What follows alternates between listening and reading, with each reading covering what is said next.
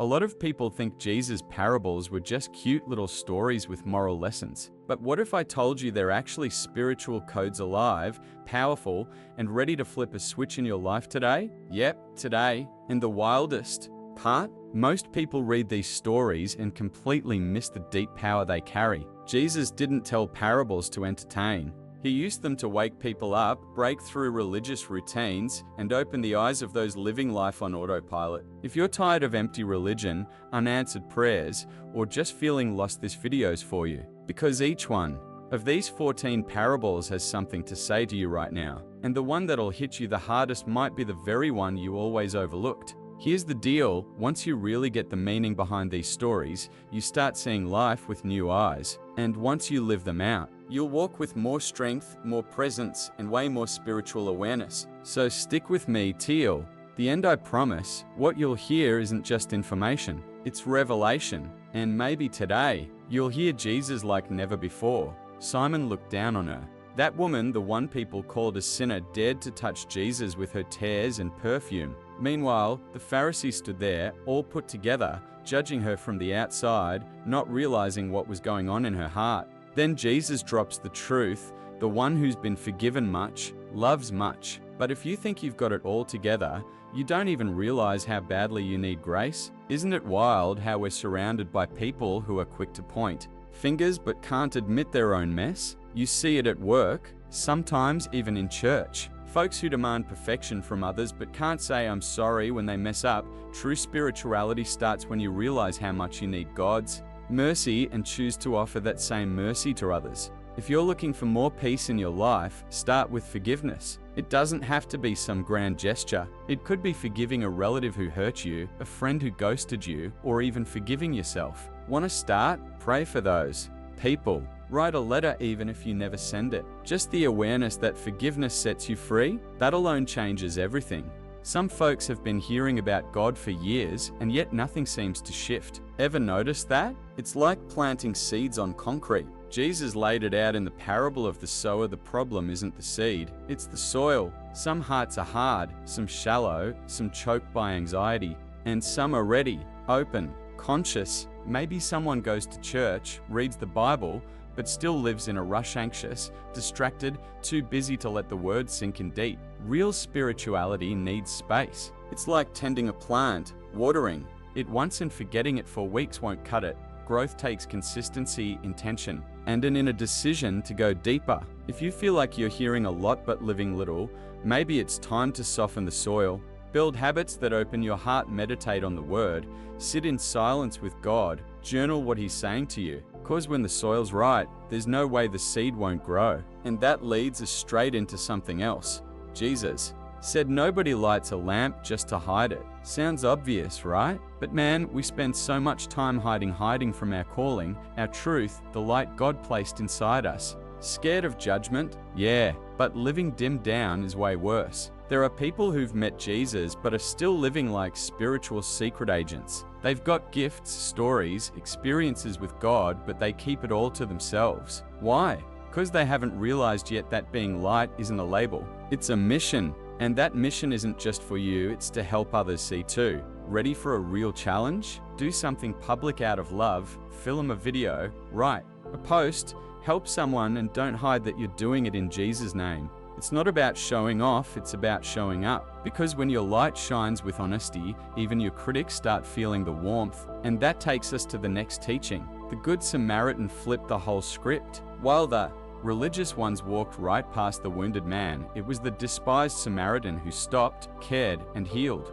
Jesus made it crystal clear: real spiritual love isn't about titles or applause, it's about action. Some people confuse spirituality with rituals, church status, or platform. But what really counts is how you love in real life. Love that doesn't stop for the broken on the side of the road. That's not love, that's just talk. And Jesus didn't come to preach nice speeches. He came to move with power. Want to live that kind of faith? Do something for someone you normally wouldn't. Give a ride.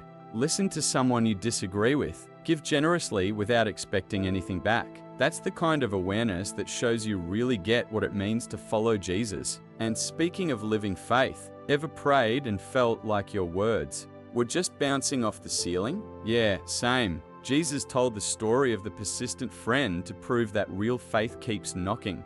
Praying with persistence isn't a sign of doubt, it's the evidence of faith that refuses to quit. Have you ever prayed for something for weeks, months, years? Ever cried for change and it felt like nothing was happening? That's where spiritual awareness kicks in. God's not ignoring you, He's preparing you. His silence isn't a no, it's a construction zone. Here's a tip: start a prayer journal.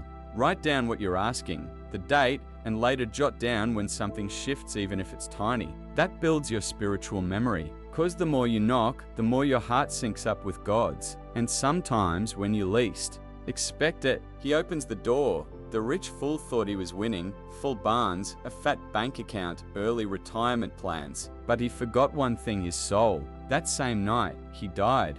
The problem wasn't his success, it was his selfishness. He stored everything up for himself and ignored eternity. Sound familiar? Tons of people live the same way today. Work non-stop, chase the dream, build their brand. But what about their soul? Their connection with God? You can't build castles on a hollow foundation.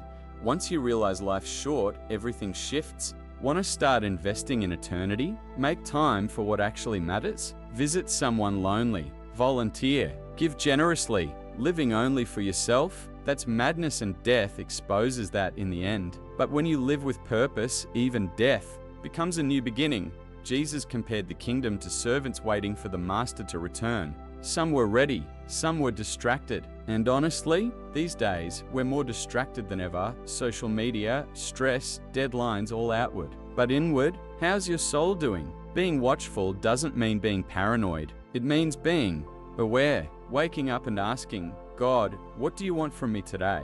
Making choices based on spiritual insight, not just practicality. People who live prepared, they walk in peace even when life gets messy. Try this: start your morning in quiet prayer. Just 3 minutes can shift your energy. Read a psalm before you check your phone. These tiny habits wake up your spiritual awareness. Cause those who live ready are never caught off guard.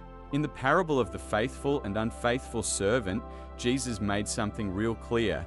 The more you're given, the more is expected from you. And yeah, that sounds intense, but it's also a huge privilege. If you know the truth, it's because God trusted you with it. So now what? There are folks who study the Bible, show up for everything, but don't live any of it. Knowledge without action just breeds pride. The gospel's power isn't in what you know, it's in how you live it out. Jesus didn't call us to outsmart others. He called us to be more responsible. Want to do something with what you've learned? Teach it. Start small with a kid, a neighbor, a group of friends. When you share, you multiply. And that's the key to what comes next. The fig tree looked fine from a distance, but up close, no fruit. How many lives are just like that? Great image, fancy words, but no real purpose. Jesus didn't sugarcoat it. No fruit, no future. Tough? Yeah, but necessary, because grace also calls for a response. God's not asking you to be perfect, just productive in His kingdom, and bearing fruit isn't complicated. It means giving a good example, offering forgiveness, helping someone, growing in faith. Spiritual dryness happens when we stop moving forward. Here's something to try. Write down 3 fruits you want to grow this year. Maybe patience, generosity, self-control. Pray over them. Set real goals. Cause when a tree's cared for, it grows with unstoppable strength. Mustard seeds are tiny, but when they grow, they become trees. And Jesus said that's exactly how the kingdom works. Sometimes we feel discouraged by how small our steps look: a quiet prayer, a small act of kindness, a goal that seems too little to matter. But God's the master of multiplying what looks insignificant. If your seed is alive, it will grow. It's not about how impressive it looks now, it's about what it's rooted in.